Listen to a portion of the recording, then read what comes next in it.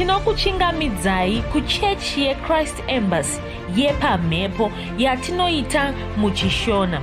Iko zvino hapachina chikonzero chokupedza svondo rose usina kupinda chechi, nokuti painopindwa unenge usipo, kuda wakanga uri kubasa pakaenda vamwe kuchechi, kuda wakanga uri parwendo, kuda chechi yeChrist Embassy haisati yakuwanikwa kwaunogara, kana kuti unofarira hako kudzidza shoko raMwari nechishona. Ino ndiyo yave chechi yako. Chipinda tinamati. Haleluya.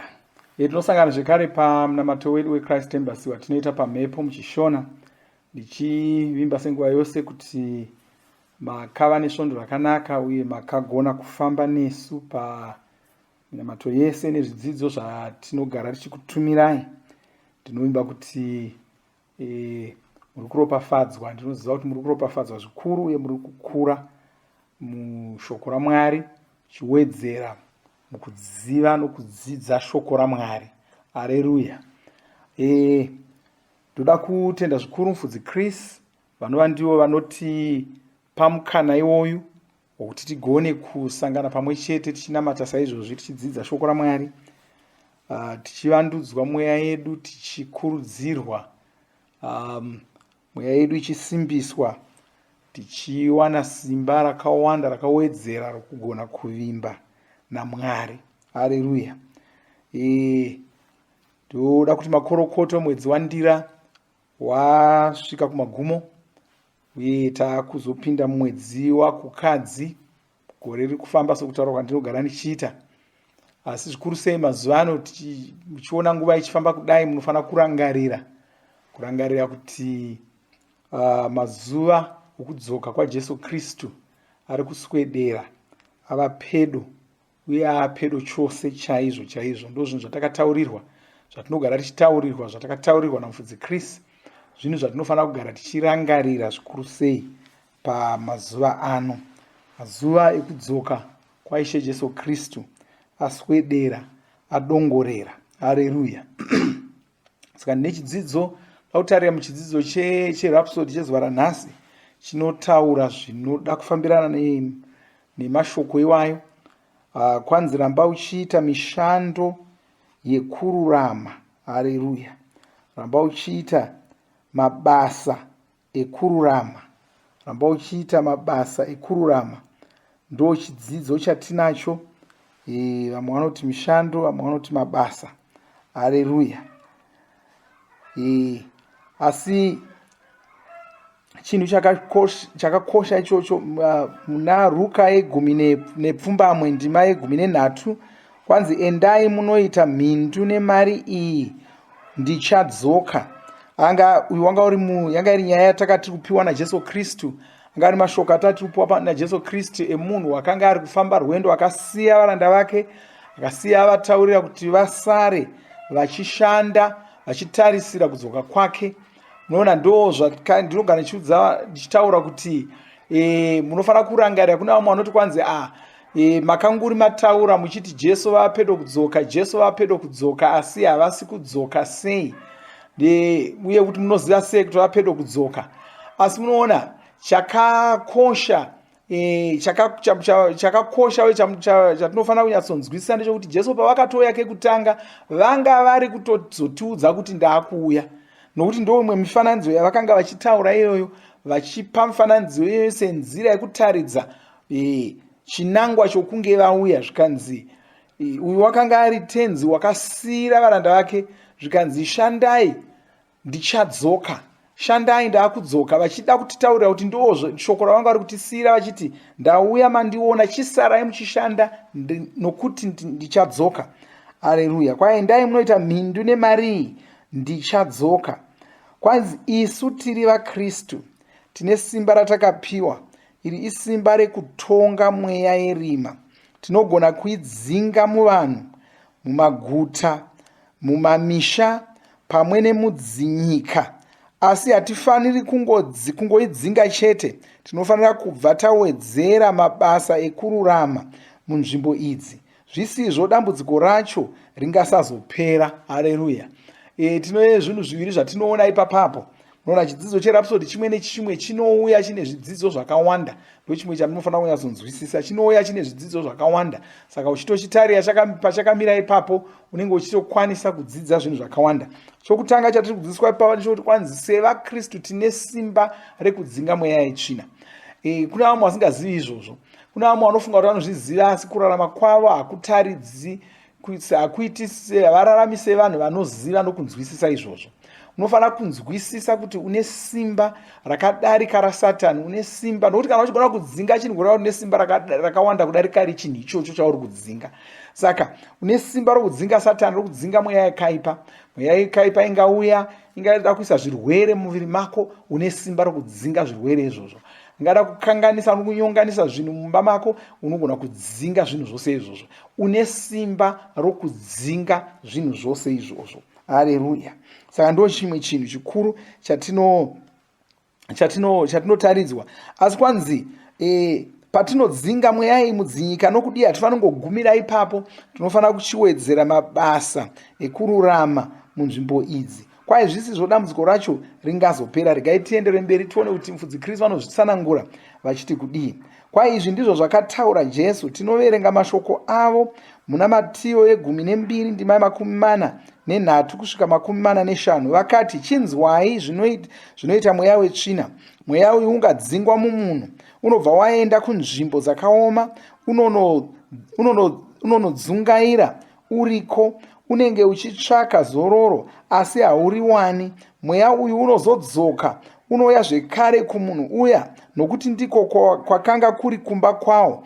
Unowana mumba umu musina chinhu, makarongedzwa, makachena. Unobva wadzokera kwawabva, wondotora imwe mweya minomwe yakashata kudarika, yodzoka yawanda kudai, yopinda mumunhu uyu. Nokudaro matambudziko emunhu uyu anozopedzisira awanda, anenge apfuura akatanga anawo.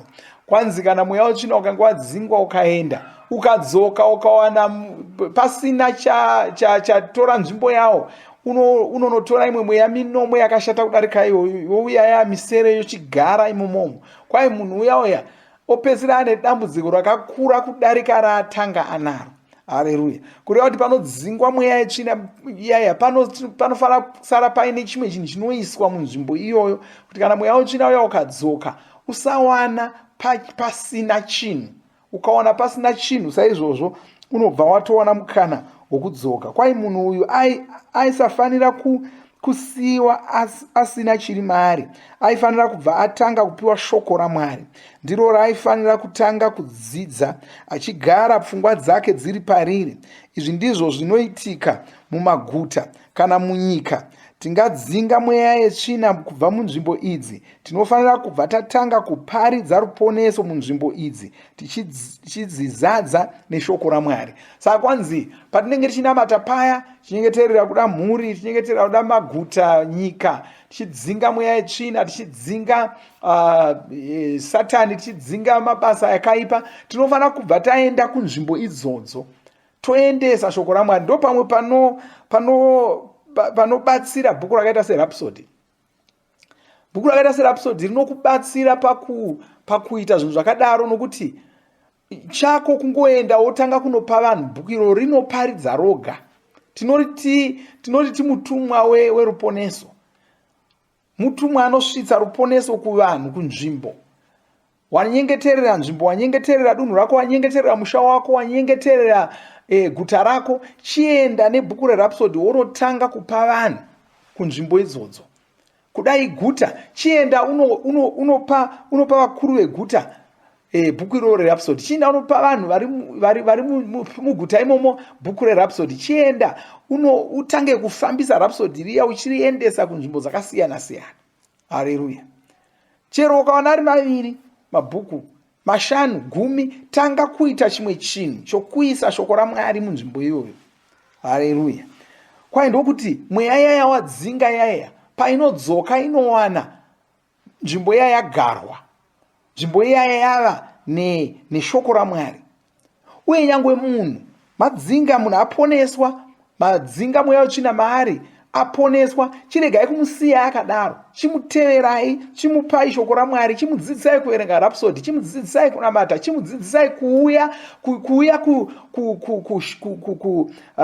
kuminamato, kusangano nevamwe, chimudzidzisai kuita izvozvo. Haleluya. Kwanzi asi kuda tingasaparidza munzvimbo idzi, kuda tingasaita mabasa ekururama madziri, mweya yetsvina inozoshanyira nzvimbo idzi zvekare. Saka tinofanira kudzitora, tinofanira kubva tadzizadza neshoko raMwari. Ndozvatiri kutaura izvo, kuti tinofanira kuzadza shoko raMwari munzvimbo. Nyange mumhuri yako ingoita saizvo, usangoti havadi zvokuparidzirwa, havadi zvakadi. Tsvaka nzira dzokupinda nadzo. Uya nebhuku rerhapsody, enda pame makaungana paya kuda unoti ngatimbonamata, nokuti vamwe vanhu nyange vachiti hatidi kunzwa shoko raMwari, hatidi kudii kunamata, vanobvuma. Paunoti ngatinamate saizvozvo, tora bhuku rako rerhapsody yoti tisatanamata, ndoda kungoverenga chidzidzo ichi, woverenga. Haleluya. Kana kuti tisatanamata, ndoda kungotaura mashoko mashoma, wotaura mashoko mashoma, wodzidzisa shoko raMwari. Vanhu vabate shoko raMwari, vazive shoko raMwari.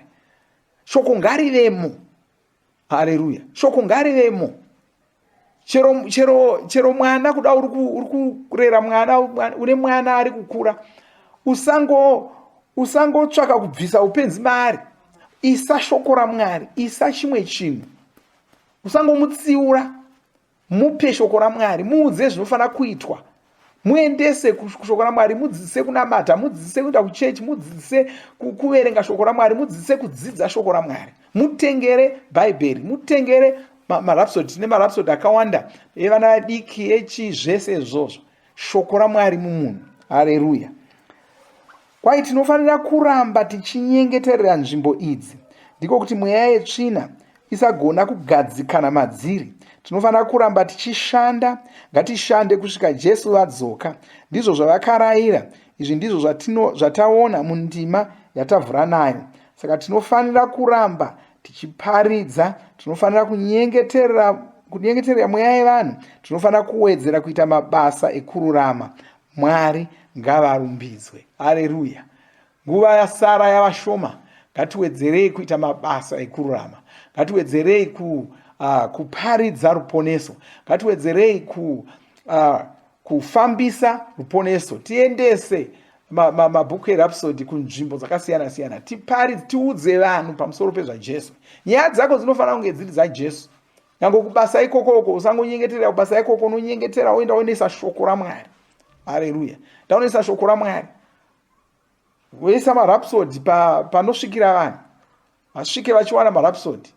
Mwedzi wega wega tengera vaunoshanda navo, uchivatengera marhapsody, uchivapa marhapsody. Paunowana mukana wokunamata, kuda sevashandi makaungana saizvozvo, usadarikwa nokukanda rhapsody. Dzidzisa vanhu shoko raMwari, taura shoko raMwari. Uye unofanira kumhanyirira kunamata kwacho. Vakati ndiani wotinamatira, usamirira kuti mumwe munhu asinei nezvokuchechi anamate. Iwe enda unonamata. Iti ndini toda kunamata. Ngavakuzive kubasa ikoko, kana kuchikoro ikoko, ngavakuzive semunhu anonamata. Ngavakuzive semunhu anoparidza shoko raMwari. Ngavakuzive semufudzi, semuparidzi. Ndo unofanira kunge iri guhu rako, ndo unofanira kunge iri mbiri yaunayo iyoyo. Haleluya. Saka ndo zvinhu zvaunofanira kuita, ndo mashandiro aunofanira kuita. Haleluya. Ngaiti tinamate. Baba, ndoda kutenda nezita raJesu Kristu. Ndopambiri kuzita renyu, ndopakudzo kwamuri. Nokutenda nokuda kunaka kwenyu. Ndoda kutenda Ishe Jesu nokuti mava pedo kudzoka. Ndoda kutenda nokuti muono wedu akunzwisisa nokuziva kuti mava pedo kudzoka kudaro. Saka ndinonyengeterera muono wandanamata naye pazuva ranhasi, tichitaura maropafadzo mukati meupenyu hwake nezita ramambo Jesu Kristu. Ndoda kutenda, ndoda kurumbidzai, ndinonamata Baba nezita raJesu Kristu kuti shoko raMwari rinowanda mukati meupenyu hwake. Shoko raMwari raMwari rinowanda maari muzita raMambo Jesu Kristu. Shoko raMwari rinowanda, rinozadza mweya wake nezita raJesu Kristu, zvokuti hapana kana cherimba chinogona kugara mukati meupenyu hwake, hapana kana cherimba chinogona kugara mweya make muzita raMambo Jesu Kristu. Baba, ndinokutenda ndichinyengeterera muno mumwe asinganzi zvakanaka, ndichidzinga mweya yose yetsvina, ndinodzinga zvirwere kubva munyama yavo, ndinodzinga zvirwere kubva muviri mavo nezita raJesu Kristu, ndichirayira kuporeswa kwavo muzita raMambo Jesu Kristu. Ndinokutenda nokurumbidzai. Haleluya, amen, haleluya. Zvakanaka, regai tisangana zvekare musvondo rinouya zvekare. Ndoti makorokoto takudongorera mumwedzi wakukadzi. Murangarira kuti svondo rinouya ndo svondo rekutanga kwemwedzi wakukadzi, saka tinodya chidyo mouya makagadzirira saizvozvo. Haleluya, Mwari vakuropafadzei. Amen.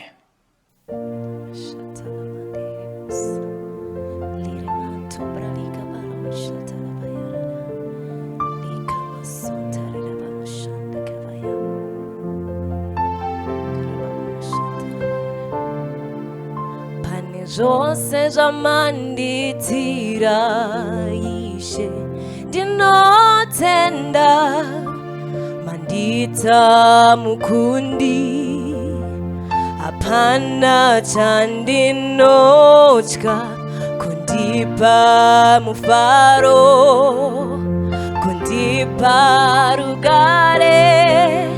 Pane zvose zvamanditira Ishe ndinotenda, mandita mukundi, hapana chandinotya, kundipa rufaro, kundipa rugare. Ndinokutenda Ishe, hakuna mumwe wakaita semi. Ndinokutenda Ishe, hakuna mumwe wakaita semi.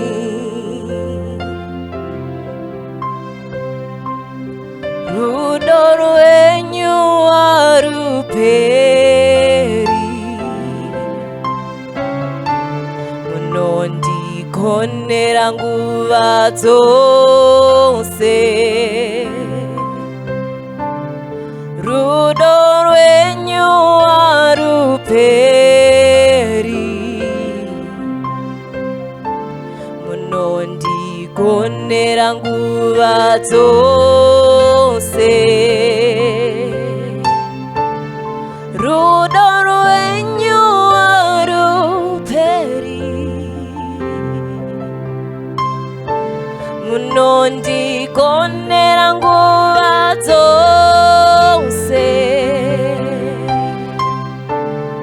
Rudo rwenyu haruperi, munondikonera nguva dzose. Ndinokutenda Ishe,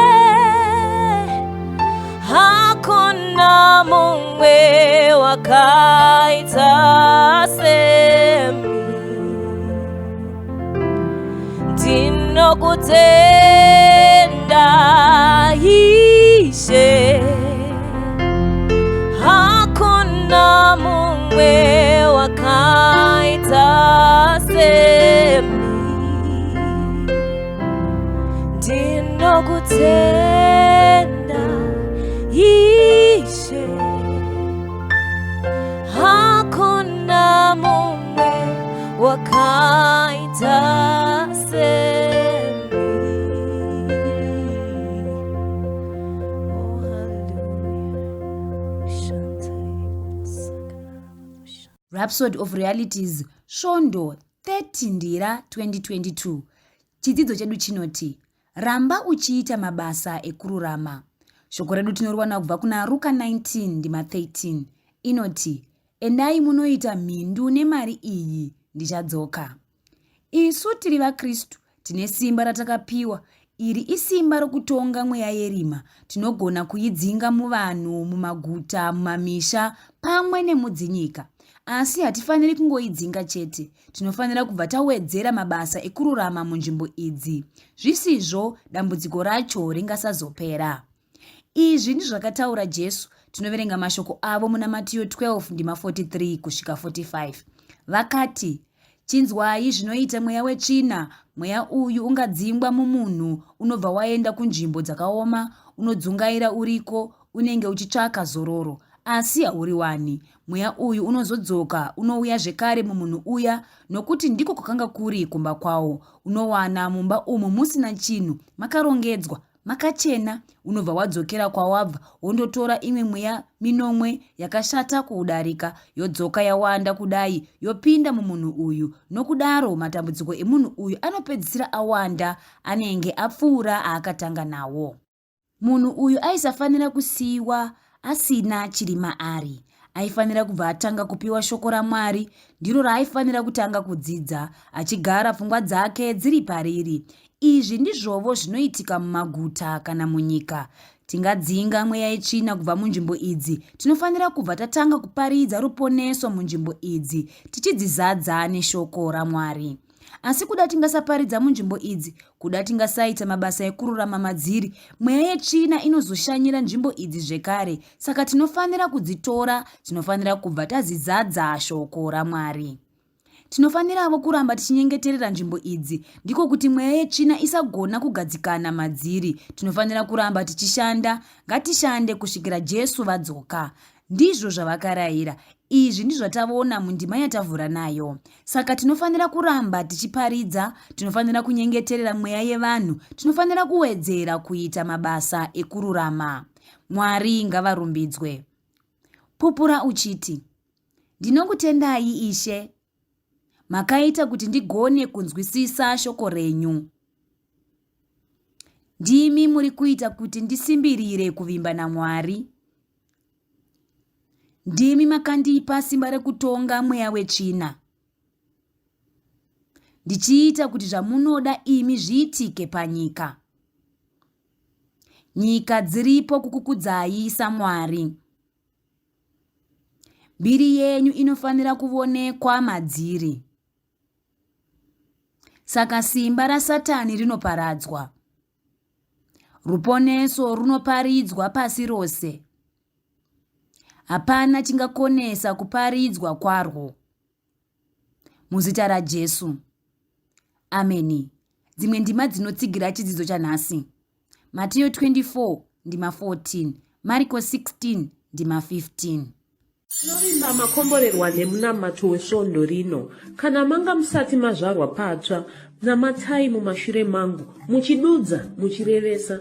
Taurai muchiti, Mwari vari kudenga, ndinouya kwamuri.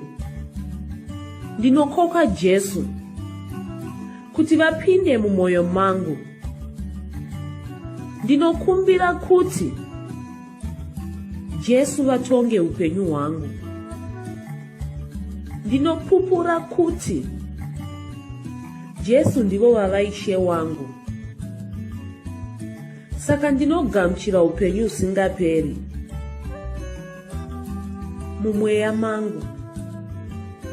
Ndazvarwa patsva, ndava chisikwa chitsva. Ndinokutendai. Amen. Makorokoto mazvarwa patsva, tinokugamuchirai muchechi yeChrist Embassy. Titumirei zita renyu nekwamunogara. Munogona kutumira iri SMS kana WhatsApp pa 0772215931 kana kutuma tsamba pa shona@gmail.com. Muchida kupa mpiro yenyu neEcocash, rovai namba *151*2*5*58225# motevera zvinenge zviri kutaurwa neEcocash ipapo.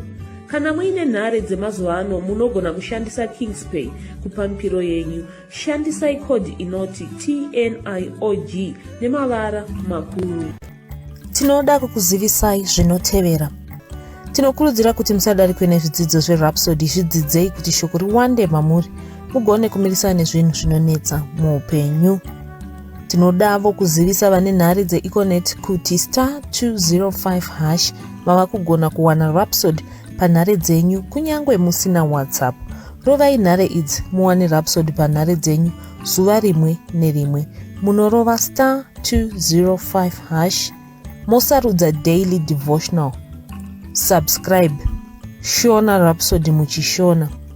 Munamato uno munoubata pa WhatsApp, pa radio, pa YouTube panoti Shona Online Church, pa www.ce-shonachurch.org, nepa vcc.rhapsodyofrealities.org. Tinokumbira mutizivise kana muri kutibata pane imwe yenzvimbo idzi. Kana pari painternet munogona kunyoresa muchitipa zita renyu.